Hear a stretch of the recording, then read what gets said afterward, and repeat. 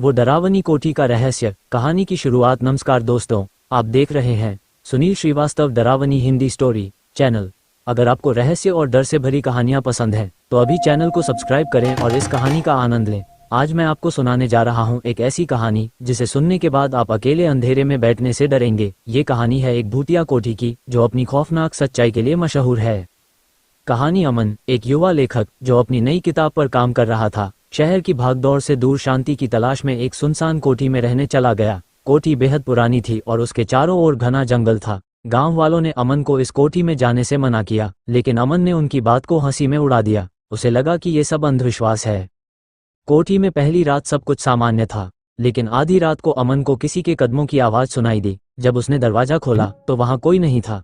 अगले दिन उसने इसे अपने मन का भ्रम समझकर अनदेखा कर दिया। दूसरी रात वही आवाजें फिर से सुनाई दी। इस बार अमन ने उन आवाजों का पीछा किया। वो आवाजें उसे कोठी के पुराने तहखाने तक ले गईं, जो वर्षों से बंद था। अमन ने हिम्मत जुटाकर तहखाने का दरवाजा खोला। अंदर घुप्पा अंधेरा था और एक अजीब सी ठंडक महसूस हो रही थी। तहखाने की दीवारों पर पुराने खून के धब्बे और अजीब अजीब निशान बने हुए थे। अमन को वहां एक पुरानी डायरी मिली। उस डायरी में कोठी के पहले मालिक की कहानी लिखी थी। लिखा था कि इस कोठी में उसने काले जादू के कई प्रयोग किए थे। वो अपनी पत्नी को अमर बनाना चाहता था, लेकिन एक गलती की वजह से उसकी पत्नी का शरीर मर गया और आत्मा कोठी में कैद हो गई। तभी से कोठी में जो भी आता वो रहस्यमय तरीके से गायब हो जाता। डायरी पढ़ने के बाद अमन को महसूस हुआ कि अब वो भी उस कोठी की चंगुल में फंस चुका है। अगले कुछ दिनों तक अजीब घटनाएं बढ़ती गईं। कभी दरवाजे अपने आप खुलते बंद होते तो कभी दीवारों पर खून के निशान दिखते।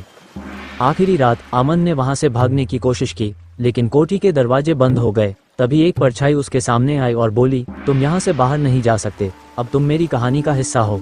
अगले दिन गांव वालों ने देखा कि कोठी से धुआं उठ रहा था, लेकिन अंदर अमन का कोई नामो निशान नहीं था। कहानी का अंत कहते हैं, जो भी उस कोठी में जाता है वो या तो मर जाता है या फिर हमेशा के लिए गायब हो जाता है। अमन की किताब कभी पूरी नहीं हुई, लेकिन उसकी कहानी हमेशा के लिए उस कोठी की दीवारों में कैद हो गई।